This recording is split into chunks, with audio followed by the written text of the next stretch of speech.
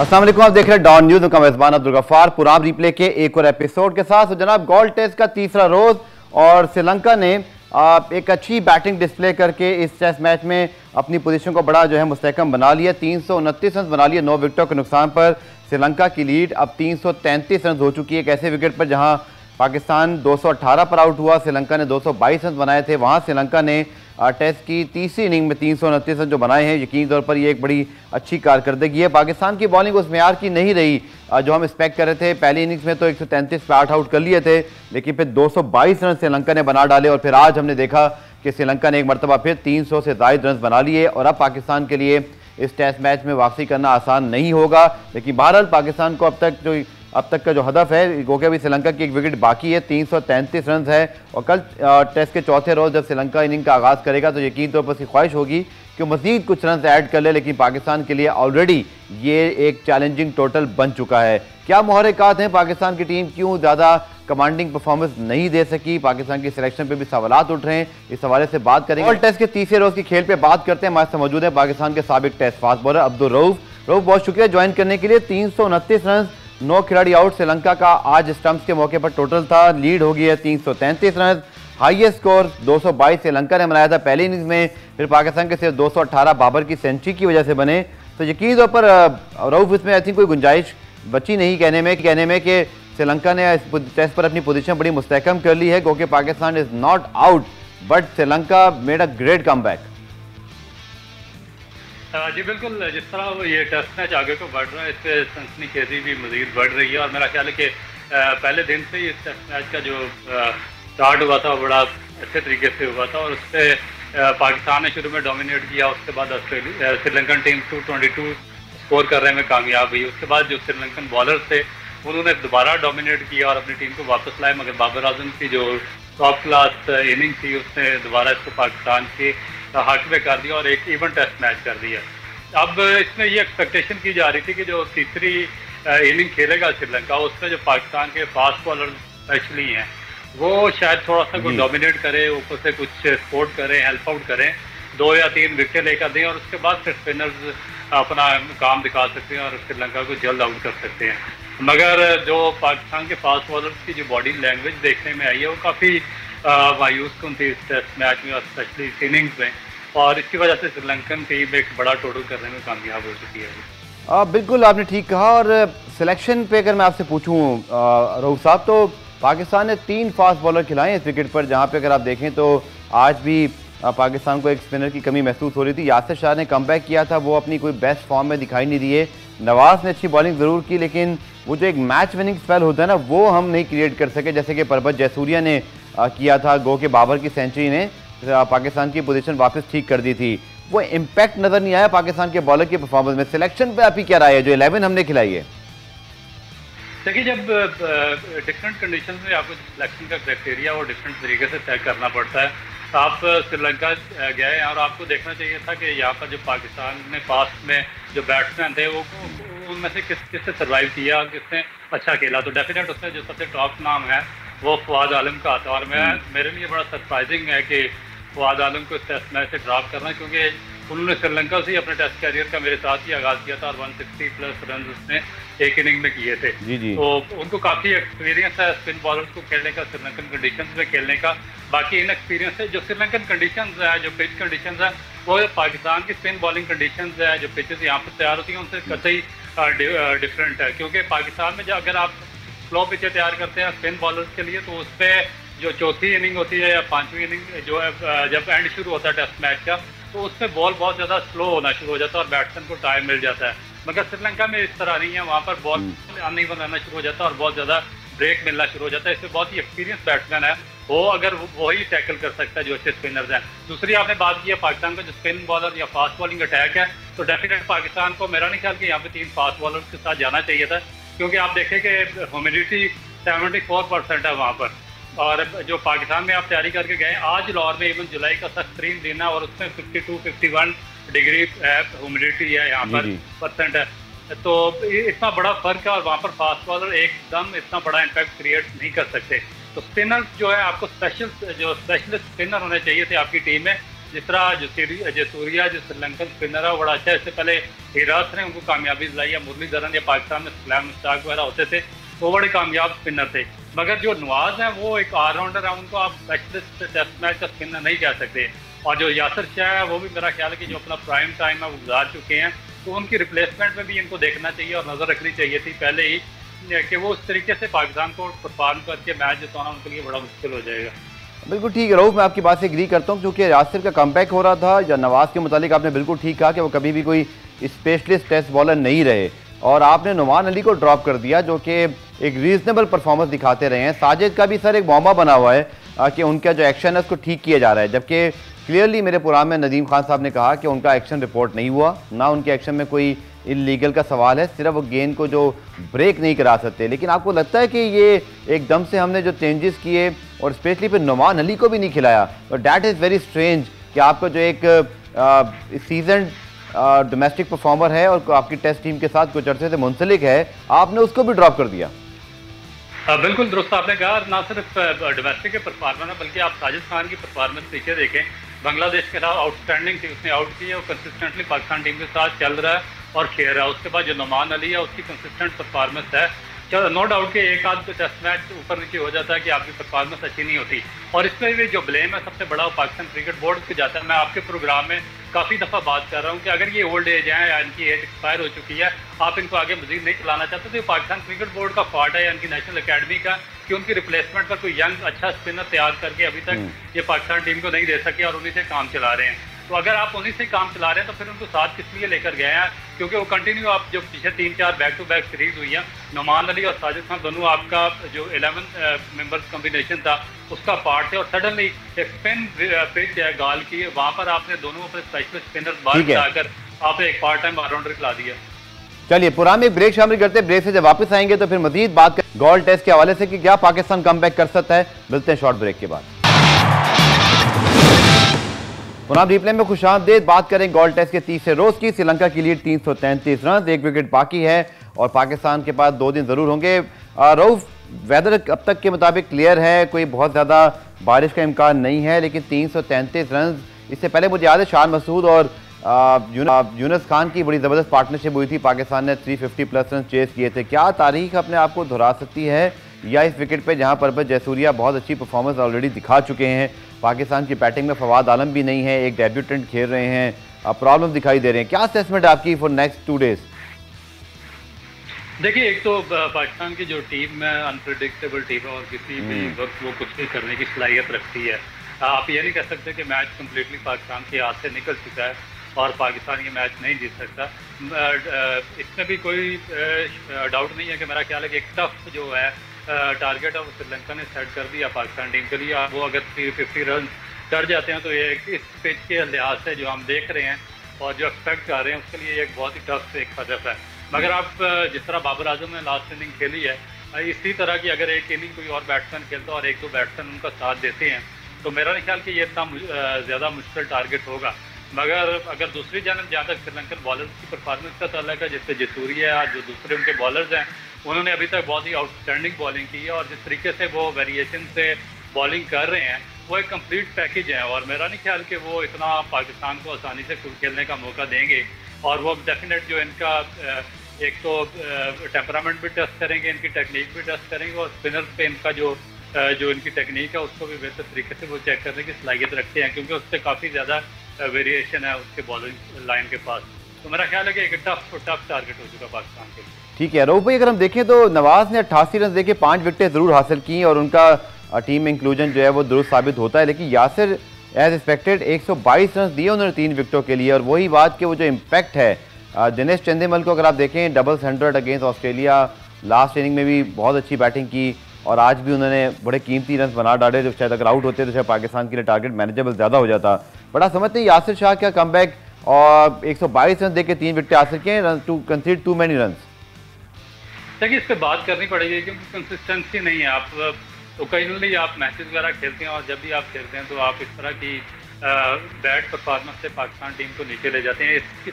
अगर आप इनका इनको मुआवजा करें, जो अगर आप ऑस्ट्रेलिया, इंग्लैंड, साउथ अफ्रीका या जो दूसरी बड़ी टीम है इंडिया के खिलाफ अगर पाकिस्तान की अभी टेस्ट सीरीज हो जाती है तो क्या ये इस कैलिबर की परफॉर्मेंस दे पाएंगे? ये मेरा ख्याल है कि जो असल सवाल है ये पाकिस्तान क्रिकेट बोर्ड का जो थिंक टैंक है उसको सोचना पड़ेगा, क्योंकि एक टाइम होता है हर बॉलर का, या तो आपको ने उनको बिल्कुल अर्ली एज में चांस दे देना था। ये भी पाकिस्तान क्रिकेट बोर्ड की नालायकी है कि उन्होंने बहुत ज़्यादा डोमेस्टिक में उनको पाया, वहाँ बहुत ज़्यादा मेहनत करवाई, फटीक हुए उनके शोल्डर, और उसके बाद बड़ा लेट उनको पाकिस्तान टीम में लाए हैं। तो अब उनको मजीद कैरी ऑन करने से बेहतर है कि किसी यंग बॉलर को तैयार किया जाए। आपने 4 स्पेशलिस्ट कोचेस स्पिनर बॉलर के रखे हुए हैं अकेडमी में, मगर आप एक भी स्पिनर प्रोड्यूस करके नहीं दे सके। तो ये क्वेश्चन मार्क आता है पाकिस्तान की जो थिंक टैंक है या पाकिस्तान क्रिकेट बोर्ड का, कि आगे अगर अच्छी टीम के साथ सीरीज होती है तो मेरा नहीं ख्याल कि इनका कोई इतना ज़्यादा इम्पैक्ट पड़ेगा। हाँ, नसीम शाह की अगर मैं बात करूँ, जैसा आपने भी कहा कि इस विकेट पर तीसरे फास्ट बॉलर की जगह बनती नहीं थी, एक विकेट जो उनको मिली वो भी लेग साइड डिफ्लेक्शन थी। और अगर आज की मैं बात करूँ तो आज भी उनके जो बॉलिंग फिगर हैं नसीम शाह के 5 ओवर में सिर्फ 20 रन, सिर्फ 5 ओवर वो करा सके। सो हमने वेस्ट किया इस पूरे स्लॉट को, क्योंकि पिछले इनिंग में भी 13 या 14 ओवर में 55 से ज़्यादा रन थे, एक विकेट थी वो भी लेग साइड डिफ्लेक्शन थी, कोई जेन्युइन फास्ट बॉलिंग उस तरह विकेट लेते हुए दिखाई नहीं दे रहे थे वो। देखिए, जब आप कोई प्रोफेशनल कोचिंग पैनल लेकर आते हैं तो वो इसी चीज़ की प्लानिंग करता है कि कौन सा बॉलर है उसको किस पिच पर और किस जो हालात हैं उसको यूटिलाइज करना पड़ता है। मगर बदकिस्मती ये है कि हमारा वही एक पुराना सिस्टम चला आ रहा है कि जिसने ज़्यादा खेला उसको साथ बिठा दिया जाता है और उनकी प्लानिंग बिल्कुल सिफर होती है। इसको क्योंकि इन्होंने पिछले ऑस्ट्रेलिया के खिलाफ अच्छी परफॉर्मेंस दी थी तो उसमें उनको इस टेस्ट में भी उनको कैरी ऑन कर दिया गया बगैर पिच और बगैर कंडीशन देखे। अब देखें कि एक यंग बॉलर है, उसको इतना ज़्यादा एक्सपीरियंस श्रीलंका का नहीं है, उसको इनको पता है वहाँ पे ह्यूमिडिटी लेवल भी क्या है, गर्मी भी बहुत ज़्यादा, और उसके बाद इतनी ज़्यादा इस पिच पर उनसे बॉलिंग भी नहीं करवाई जाएगी। तो बजाय कि उनकी जगह कोई अच्छा एक ऑलराउंडर सेट करते या कोई स्पिनर स्पेशलिस्ट खिलाते, इन्होंने उसी को दोबारा कैरी ऑन किया और उसका लॉस पाकिस्तान टीम को हुआ।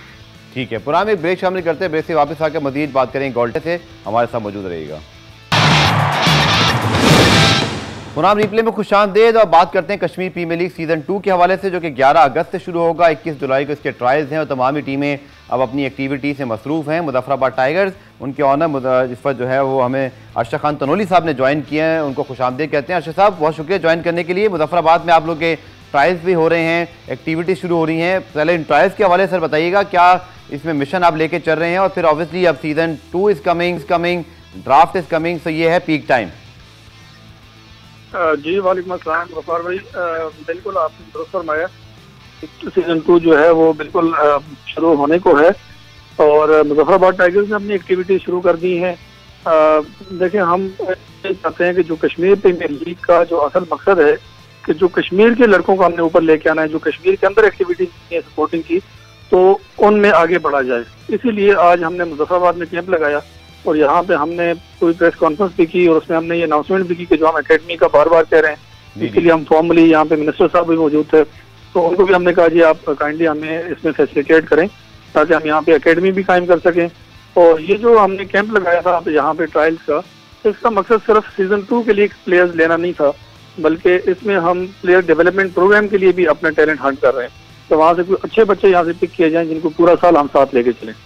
ठीक है सर, ड्राफ्ट आ रहा है और यकीनी तौर पर आज एक अपडेट भी आई थी, सेंट्रल कॉन्ट्रैक्ट वाले प्लेयर्स हैं पीसीबी ने उनको भी इजाज़त दी है। तो फिर फ्रेंचाइज यू आर सेटिस्फाई कि जो तमाम तर चीज़ें अब तक चल रही हैं, चूँकि आज जो राशिद लतीफ़ साहब जो कि केपीएल के डायरेक्टर हैं, टूर्नामेंट डायरेक्टर, अजहर अली, फवाद आलम, आबिद अली, नुमान अली, उस्मान, मोहम्मद हुरैरा, उसैबुल्ला, इनको भी इजाज़त मिल गई। तो आप सेटिस्फाई हैं जो ड्राफ्ट के लिए इस वक्त जो प्लेयर्स की अवेलेबिलिटीज़ हैं? जी बिल्कुल, आज बड़ी खुशाइन खबर ये आई है कि ने प्लेयर्स को सेंट्रल कॉन्ट्रैक्ट से रिलीज किया है केपीएल के लिए। और उसके बाद एक और खबर ये थी कि एलपीएल जो लंका प्रीमियर लीग थी वो भी कॉल ऑफ हो गई है, तो वहाँ पे भी जो हमारी लॉट जा रही थी वो भी सारे प्लेयर्स अवेलेबल होंगे केपीएल के लिए। तो इंशाल्लाह अब केपीएल का जो ड्राफ्ट है वो ज्यादा स्ट्रॉन्ग हो जाएगा। ठीक है सर, कुछ अपनी टीम के हवाले से बताइएगा, जो लास्ट सीजन से इस सीजन अब क्या तैयारियां, जो चेंजेस एक्सपेक्ट हम कर सकते हैं, और दूसरा जिन प्लेयर्स की आपने बात की जो लंकन प्रीमियर लीग में जा रहे थे, तो इससे कितना फ़र्क पड़ेगा ड्राफ्ट में अवेलेबिलिटीज ऑफ प्लेयर का, जो एक प्रोडक्ट डेवलपमेंट है, जो एक अट्रैक्शन है फैंस की? जी बिल्कुल, डेफिनेटली। देखें, जब भी अच्छे रिसोर्सेज आपके पास अवेलेबल होते हैं तो उससे फ़र्क पड़ता है। और जो जितने भी खिलाड़ी हमारे जा रहे थे लंका प्रीमियर लीग में, और वो सारे अच्छे प्लेयर्स थे, और उनकी पूल में अगर वो ड्राफ्ट पूल में ना होते तो उनकी यकीनन कमी महसूस की जानी थी। तो लकीली वो वापस आ गए केपीएल के पूल में। तो इंशाल्लाह उससे ड्राफ्टिंग भी अच्छी होगी, चार्मिंग होगी, और टीम को जो है ना अपने स्क्वाड भी अच्छी बनाने में इंशाल्लाह वो मददगार होंगे। ठीक है, आप चूँकि मुजफ्फराबाद से खुद आप वहाँ पे जाते रहते हैं, हमने देखा कि लास्ट टाइम भी जो कैपिटल है वहाँ का बहुत ज़्यादा एक गहमा गहमी थी, बड़ा वहाँ पे एक मेले का समा था, लेकिन आप समझते हैं कि जो टैलेंट है कश्मीर का, धनोरी साहब, वो और मज़ीद सामने आए। वहाँ से आप हैं, एक दो फ्रेंचाइज भी वहाँ पर एक्टिविटीज़ कर रही हैं जहाँ से जो वहाँ का टैलेंट है, जो कि 5 प्लेयर जहाँ तक मुझे पता है आपने खिलाने हैं कश्मीर प्रीमियर लीग की टीम में। तो क्या समझते हैं धनोरी साहब, आपका खुद वहाँ विजिट होता रहता है, वहाँ के बच्चे कितने एक्साइटेड हैं और मज़ीद क्या टैलेंट आप समझते हैं वहाँ से सामने आएगा, इसके लिए कोशिशें तो की जा रही हैं? जी बिल्कुल, देखें जो हम यहाँ पे टैलेंट हंट हैं, और आज भी जो मैंने देखा है हमारे कोचेस ने जो फीडबैक दिया है कि बड़े अच्छे बच्चे हैं जिनको शायद अपॉर्चुनिटी नहीं मिल रही, और खास करके मैं आपको बताऊं कि जो पहाड़ी इलाकों से आने वाले बच्चे हैं उसमें उनमें फास्ट बॉलिंग का बड़ा अच्छा टैलेंट सामने आ रहा है, और बैटिंग के हवाले से भी काफ़ी अच्छे यहाँ पे लड़के मौजूद हैं। तो ये वो कम्युनिटी थी जिसके लिए कश्मीर प्रीमियर लीग अनाउंस की गई थी, और इंशाल्लाह अब कश्मीर प्रीमियर लीग के जो असल बेनिफिट्स हैं उन्हीं तक पहुंचना शुरू हो गए। ठीक है सर, अब यकीनी तौर पर आरिफ मलिक साहब से मेरी बात हुई थी, आप तो खैर शुरू से इस लीग से वाबस्ता हैं और बड़े अच्छे तरीके से आपने सपोर्ट किया, लेकिन हमने देखा है कुछ फ्रेंचाइज और कुछ मामला ज़रा आगे पीछे हुए थे। आप समझते हैं कि सीज़न 1 के मुकाबले में सीज़न 2 आपकी एक्सपेक्टेशंस क्या रहेंगी कश्मीर प्रीमियर लीग से? और फिर जो प्रॉफिट मेकिंग है, जैसे कि PSL की टीमों में इस हवाले से अब तक बात होती है कि शायद फ्रेंचाइज को इतना फ़ायदा नहीं होता, तो आप सबसे मेरे ख्याल में इस वक्त लॉन्ग स्टैंडिंग जो है वो एक KPL फ्रेंचाइज ओनर है जो सबसे ज़्यादा चीज़ों को समझते हैं। क्या चैलेंजेस हैं और क्या बेहतरी है जो आप एक्सपेक्ट कर रहे हैं सीज़न 2 से? जी डेफिनेटली, सीज़न 1 पहला सीज़न था लीग का, किसी भी लीग का पहला सीज़न प्रॉफिटेबल नहीं होता, इवन दूसरा तीसरा भी प्रॉफिटेबल तो नहीं हो सकते, लेकिन नुकसान को मिनिमाइज किया जा सकता है ताकि जो भी फ्रेंचाइज ओनर्स हैं जो इसके अंदर डेफिनेटली इन्वेस्टमेंट होती है तो लीग चलती है, तो उनकी इन्वेस्टमेंट जो है उनकी जितनी ज़्यादा सिक्योर होगी, जितना ज़्यादा उनको रिटर्न आना शुरू हो जाएगा तो उतना वो ज़्यादा मोटिवेटेड होंगे। तो सीज़न 2 में इंशाल्लाह बहुत होपफुल है हम कि चीज़ें बहुत अच्छे पैटर्न पे चल रही, जो भी इशूज थे सीज़न 1 के वो भी सॉर्ट आउट हो गए हैं, और इंशाल्लाह आइंदा इस तरह के मामलात और इस तरह के मसाइल आइंदा देखने में नहीं आएंगे इंशाल्लाह। ठीक है सर, आखिर में जो रिटेंशन हैं वो भी अभी डिसाइड होनी है। आपकी टीम में मोहम्मद हफीज़ और दीगर कई खिलाड़ी शामिल थे, तो कुछ बता सकते हैं कि क्या इस वक्त जहन में चल रहा है और ये कितना मुश्किल वैसे डिसीजन होता है जब आपको कम प्लेयर रिटेन करने होते हैं आखिरी अपनी टीम से? तो ये फेज़ एक बड़ा एक इमोशनल भी हो जाता है, दूसरा इंपॉर्टेंट भी इसलिए है कि फिर आपको ड्राफ्ट में एक नई टीम की तश्कील करनी होती है। तो सर क्या इस वक्त हिकमत अमली रहेगी? जी बिल्कुल, ये बड़ा ज़बरदस्त सवाल आपने पूछा है। ये मुश्किल फैसला होता है, बल्कि उस दिन मैंने वहाँ पे एक जगह लिखा भी, मैंने कहा ये सबसे मुश्किल फैसला है कि आपने किसको रिलीज करना है, क्योंकि जो आपकी टीम कॉम्बिनेशन बन चुका होता है, आपकी अटैचमेंट हो जाती है, इमोशनल अटैचमेंट भी हो जाती है, और जब आपकी टीम भी इतना अच्छा परफॉर्म करे, हमारी टीम अल्हम्दुलिल्लाह उसने बड़ी ज़बरदस्त कारकर्दगी का मुजाहरा किया, तो कोई भी ऐसा बच्चा नहीं है, कोई भी ऐसा खिलाड़ी नहीं है जिसको हम छोड़ना चाहें, लेकिन आफ्टर ऑल इक्वल जो अपॉर्चुनिटीज है वो प्रोवाइड करने के लिए, दूसरी टीमों को भी अपनी सफबंदी दोबारा करने के लिए ये एक रिटेंशन पॉलिसी होती है जिसमें आप 4 या 5 खिलाड़ी रिटेन कर सकते हैं। तो वो एक मुश्किल फैसला है, उस पर हमारी पूरी मैनेजमेंट की डिस्कशन चल रही है। इंशाल्लाह जो हम रिटेन करेंगे इसका मतलब ये नहीं कि वही हमारे बेस्ट खिलाड़ी थे, वो बस उसके आगे हम कुछ कर नहीं सकेंगे। ठीक है, चलिए बहुत बहुत शुक्रिया, best of luck Arshad Khan Tanoli साहब आपको और आपके सीजन 2 के लिए। प्रोग्राम में ब्रेक शामिल करते हैं, ब्रेक से जब वापस आएंगे तो रावलाकोट हॉक्स से हेड कोच अरशद खान हमें ज्वाइन करेंगे। मिलते हैं शॉर्ट ब्रेक के बाद। वीकले में खुशामदीद और कश्मीर प्रीमियर लीग सीजन 2 के हवाले से हम बात कर रहे हैं। टीमों की एक्टिविटीज जारी हैं। रावलाकोट हॉक्स जो कि डिफेंडिंग चैंपियंस हैं, लास्ट टाइम उन्होंने टाइटल जीता, इस वक्त अपनी एक्टिविटीज़ वो शुरू कर चुके हैं। जमरोद में रावलाकोट हॉक्स के जो हेड कोच हैं अरशद खान, इसी तरह उनके स्टार प्लेयर अहमद शहजाद मौजूद थे। यंग बच्चों के ट्रायल्स लिए गए। अरशद खान इस वक्त हमें टेलीफोन लाइन पे ज्वाइन कर रहे हैं। बहुत शुक्रिया सर ज्वाइन करने के लिए। बताइएगा ये जो एक्टिविटीज़ हैं रावलाकोट हॉक्स की, इस हवाले से बताइएगा। ये जमरोद में ट्रायल्स हुए हैं, फिर आप लोगों ने कश्मीर में कर रहे हैं, सर इसका मिशन क्या है? और दोबारा रब्ता करते हैं, अरशद खान साहब से हमारा रब्ता मुनक़ता हुआ, लेकिन जो एक्टिविटीज़ हैं वो तमाम टीमों की शुरू हो गई हैं। 21 अगस्त से जो है वो इस कश्मीर प्रीमियर लीग सीज़न 2 को शुरू होना है। उसके साथ साथ अगर हम ड्राफ्ट की बात करें तो 21 जुलाई को इस्लामाबाद में ड्राफ्ट हो रहे हैं। एक नई टीम जम्मू जांबाज का भी इजाफा हुआ है, तो 60 टीमें जनाब कश्मीर प्रीमियर लीग में हो चुकी हैं। और आज कश्मीर प्रीमियर लीग ने अपने ऑफिशियल ग्रुप में एक बड़ी अपडेट दी थी, क्योंकि पाकिस्तान क्रिकेट बोर्ड ने इस साल 7 जो सेंटर कॉन्ट्रैक्ट के प्लेयर्स हैं उनको रिलीज़ किया है। और KPL की प्रेस रिलीज के मुताबिक टूर्नामेंट डायरेक्टर राशिद लतीफ़ की दरख्वास्त पर PCB चेयरमैन रमीज़ आजा साहब ने यह फैसला किया। और खिलाड़ियों में जिनको इजाज़त दी गई है उनमें अजहर अली हैं, फवाद आलम हैं, आबिद अली हैं, नोमान अली शामिल हैं, उस्मान अली हैं, मोहम्मद हुरैरा हैं और हसीबुल्लाह को भी मौका मिला है। और KPL सीज़न 2 की ड्राफ्टिंग 21 जुलाई को इस्लामाबाद में होगी। अरशद साहब मुझे आप मुझे सुन सकते हैं? अरशद साहब को आपको मेरी आवाज़ आ रही है? अरशद खान साहब से हमारा राब्ता मुनक़ता हो गया है, दोबारा राब्ता करने की कोशिश करते हैं। और PSL जो KPL फ्रेंचाइज है रावलाकोट हाउस, जिन्होंने एक TBT की जमरोद के अंदर और अंडर 25 के जो बच्चे हैं उनको आज परखा गया, वहाँ पर ट्रायल्स किए गए। अरशद खान साहब मौजूद थे, रावलाकोट हाउस के हेड कोच, उनके स्टाफ प्लेयर अहमद शहजाद, और फिर वहाँ पर ट्रायल्स लिए गए। बड़े अच्छे, मुझे वहाँ जो तस्वीरें हमें मौजूद हुई उसके अंदर बच्चे जो हैं बड़े खुश दिखाई दे रहे थे, क्योंकि इन बच्चों को अब ये पाकिस्तान क्रिकेट के लिए बहुत अच्छा हुआ कि पाकिस्तान सुपर लीग के बाद अब कश्मीर प्रीमियर लीग के लिए भी नौजवान खिलाड़ियों को जो है वो अब इसी तरह के टैलेंट हंट और ट्रायल से गुजरने का मौका मिल रहा है। पाकिस्तान क्रिकेट का बड़ा इसमें फ़ायदा है, चूँकि पाकिस्तान सुपर लीग से पहले भी चाहे फ़खर जमान की बात करें, हसन अली की बात करें, शादाब खान की बात करें और बहुत सारे और प्लेयर हमें पाकिस्तान सुपर लीग से मिले। लेकिन अब एक दूसरी जो सोर्स है वो इसमें ऐड हो गई है, जो कि है कश्मीर प्रीमियर लीग। और कश्मीर प्रीमियर लीग की जो फ्रेंचाइज है डिफेंडिंग चैंपियन रावलाकोट हॉक्स, उसके हेड कोच अरशद खान हमारे साथ मौजूद है। अरशद साहब बहुत शुक्रिया ज्वाइन करने के लिए। टीम के जो आज आप लोगों ने अपनी एक्टिविटी की ट्रायल्स लिए जमरोद में, सर उसके हवाले से बताइएगा।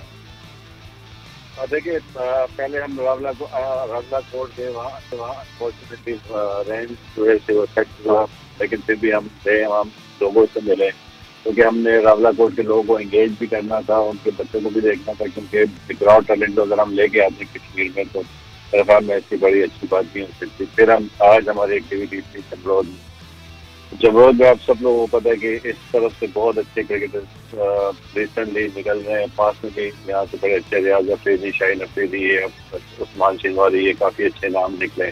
तो हम दोबारा उसमें जाना चाह रहे थे कि हमें भी कोई ऐसे प्ले में, जैसे लास्ट ईयर अगर आप देखें जमान खान हमारी तरफ से खेलें, फिर अब लाहौर कलंदर की तरफ से खेलें, तो ये इस तरह की एक्टिविटीज से क्या होता है कि हमें थोड़े से प्लेयर मिल जाते हैं जो पाकिस्तान के लिए भी खेल सकते हैं और आगे जाके पाकिस्तान का नाम रखें।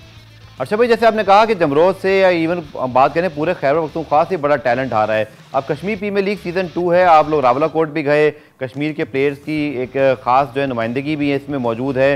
लास्ट ईयर भी आपने टैलेंट देखा, क्या समझते हैं सर? एक खैबर पख्तूनख्वा से तो बहुत अच्छा टैलेंट आ रहा है, पर कश्मीर से भी हमें बड़े काशिफ और इसी तरह सलमान इरशाद बहुत अच्छा टैलेंट दिखाई दिया। कितना आप होपफुल है कि सीज़न 2 में मज़ीद हमें क्रिकेटर्स मिलेंगे? जी अरशद साहब, आप मुझे सुन सकते हैं? अरशद साहब से हमारा फिर राब्ता मुनक़ता हुआ है, कोई टेक्निकल जो है वो इस वक्त एक रीज़न है, लेकिन हमारे साथ मौजूद थे। सही कहा अरशद खान साहब ने कि जो शाहीन शाह अफरीदी हैं, इसी तरह उस्मान शिनवारी हैं, ये बहुत सारे क्रिकेटर सब जमरोद उससे मुल्का इलाकों से हमें जो है वो प्रोड्यूस हुए हैं। और स्पेशली खैबर पख्तूनख्वा से भी बहुत टैलेंट जो है सामने आया। अरशद खान का खुद ताल्लुक खैबर पख्तूनख्वा से है, तो बहुत ज़्यादा वहाँ के टैलेंट को ये जानते हैं, समझते हैं। और रावलाकोट हाउस के लिए यकीन तौर पर एक बड़ी अच्छी चॉइस है, चूँकि जो नौजवान क्रिकेटर्स हैं उनको PSL से और फिर पेशावर ज़ल्मी में चुके रहे हैं, तो वहाँ से भी अच्छा ट्रैक करते आ रहे हैं। तो एक अच्छी जो आई है इनकी मौजूद है। उस हवाले से तमाम जो अगर हम बात करें टैलेंट स्पॉटिंग की, तो वो ये इस पर जारी है। इसी तरह जनाब मैं बात कर रहा था आपको, आपके जो सेंट्रल कॉन्ट्रैक्ट के प्लेयर हैं, दोबारा मैं आपको बताता हूँ कि पाकिस्तान कश्मीर प्रीमियर लीग ने आज एक प्रेस रिलीज जारी किया, जिसके तहत 7 जो खिलाड़ी हैं पाकिस्तान क्रिकेट बोर्ड ने उनको NOC दे दी है, जो सेंट्रल कॉन्ट्रैक्ट में शामिल खिलाड़ी हैं, जिनमें अजहर अली हैं, फवाद आलम हैं, आबिद अली हैं, नोमान अली हैं, इसी तरह उस्मान अली, मोहम्मद हुरैरा और हसीबुल्लाह को भी मौका मिल गया है। पाकिस्तान KPL जो है कश्मीर प्रीमियर लीग की जो ड्राफ्टिंग है 21 जुलाई को इस्लामाबाद में होगी और 21 अगस्त को इस टूर्नामेंट की जो है वो सेकेंड एडिशन की जो है वो आप समझ लीजिए कि शुरुआत होगी। अब देखने यह है कि कश्मीर प्रीमियर लीग की जो इंतज़ामिया है ये इंटरनेशनल प्लेयर्स के हवाले से क्या जो है वो अपडेट देती है, चूँकि अभी तक जो है वो प्लेयर लिस्ट मौजूद नहीं आ सकी। लेकिन अरशद साहब जल्दी से क्विकली बताइएगा, इसके बाद जो आप लोग का नेक्स्ट प्लान क्या होगा? जी हेलो। जी अरशद साहब, नेक्स्ट प्लान जमरोद के बाद सर क्या होगा आप लोगों का? देखिए अभी तो हम ड्राफ्टिंग की तरफ जाएंगे, क्योंकि आज उन्होंने कैटेगरी अनाउंस करनी है तो 2 दिन है हमारे पास, 2 दिन में, क्योंकि काफी लेट भी हो गया हूँ, तो 2 दिन में हम अपनी अभी जो है हमारी टीम हम तश्कील देंगे कि कौन से प्लेयर हमने पिक करने, कौन से प्लेयर हमने, क्योंकि हमने रिटेन भी करने, तो उसके लिए हम थोड़ा सा बैठ के 2 दिन उस पर हम काम करेंगे। तो उसके बाद जैसे ये खत्म हो गया उसके बाद हम दोबारा रामला कोट का विजिट करेंगे, वहाँ पे दोबारा लोगों को एंगेज करने की कोशिश करेंगे और मुख्तलिफ एरियाज में जाएंगे जहाँ से हमें कुछ ऐसे प्लेयर्स मिले। स्पेशली अब हम कश्मीर के, ये कश्मीर लीग है तो हम चाह रहे हैं कि कश्मीर के प्लेयर्स को, कश्मीर के प्लेयरों को सर्च करें कि वहाँ से हमें कुछ 2-4 प्लेयर में, जैसे लास्ट ईयर हमने काशिफ अली को खिलाया था, आज वो काउंटी खेल रहा है। तो मेरा मतलब है जितना हम अंदर जाएंगे ढूंढेंगे तो प्लेयर मिलते जाएंगे।